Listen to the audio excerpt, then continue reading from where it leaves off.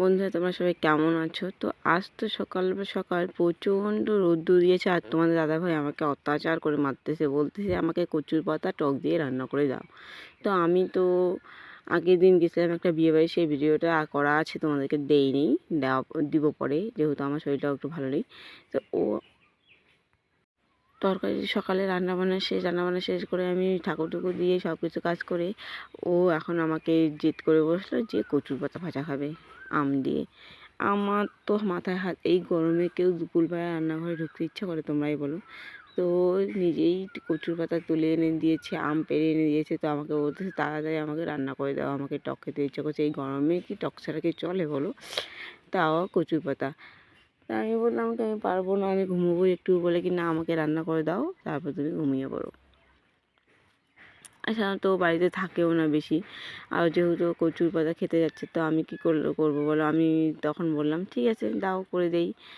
তো মেয়েও ঘুমিয়ে পড়েছে, মেয়েকে ঘুম পেড়েছে, ওর শরীরটাও খারাপ। ও আইনের ধরে আমি এই যে কুটতেছি এখন, কুটাকুটি শেষ হয়ে গেল কচুর পাতা, আমি এখন আমটাকে ভালো করে কুটে দেবো। ও আমটা ছুলতেছিল, তো আমি বললাম থাক, তোমাকে ছুলতে হবে না, আমাকে দাও, তুমি অন্য কাজ করো গিয়ে। তারপর আমি দুটো আম দিতেই বললাম কি এত আম, এমনি আমাদের গাছের আমগুলো খুব টক, মানে পাকলে মিষ্টি কিন্তু এমনি কাঁচাতে না প্রচণ্ড টক। তো ওকে বললাম যে এই টক আম একটা দিলেই হয়ে যাবে, বলে কি না দুটোই দাও, আমি খুব টক করে খাবো।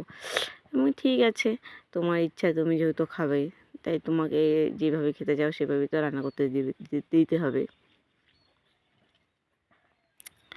এরকম করে বক বক করতে করতে ও এসে বলে কি ঠিক আছে দেখি তুমি আম কেউ ছোটো, বলে কি কয়াটা এখনও হয়নি, আমের যে আটিটা এখনও ভালো করে হয়নি।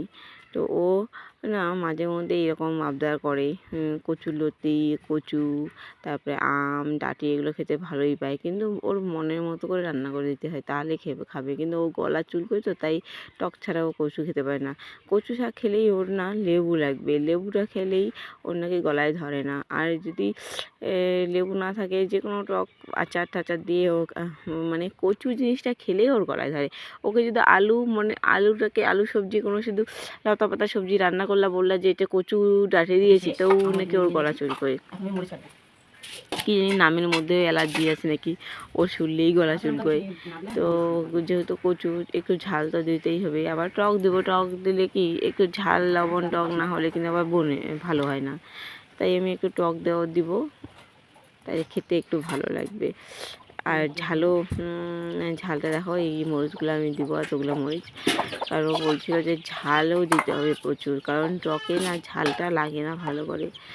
ঠিক আছে, যেহেতু তো ও খাবে, তো ও খাওয়ার জন্যই বানাচ্ছি, তো ওর কথা মতন তো চলতেই হবে।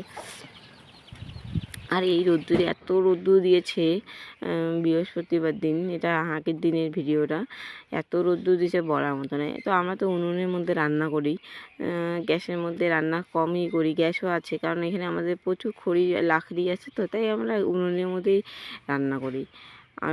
আর মেয়েও ঘুমিয়েছে, মেয়ের জন্য একটা ম্যাগি বানিয়ে নিব, ম্যাগিটাও উনুনের মধ্যেই করব, আর মরিচগুলো আমি সঙ্গে কেটে নিচ্ছি। আর দেখো অন্ধকার লাগতেছে ঘরটা, যেহেতু আমি না জানলাগুলোও বন্ধ করে রেখেছি, কারণ রোদ্দুর আসতেছে ঘরের মধ্যে। আমার যে আমের তরকারিটা দেখো,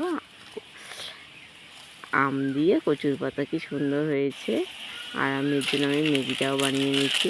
আর তোমাদের যদি আমার এই ছোট্ট মিনি ব্লগটা ভালো লাগে, তাহলে অবশ্যই একটা লাইক কমেন্ট শেয়ার করে দিও। তো আজকের পর্যন্ত আমার ব্লগটা এই পর্যন্ত, পরবর্তী ব্লগ দেখবে, চোখ রাখো।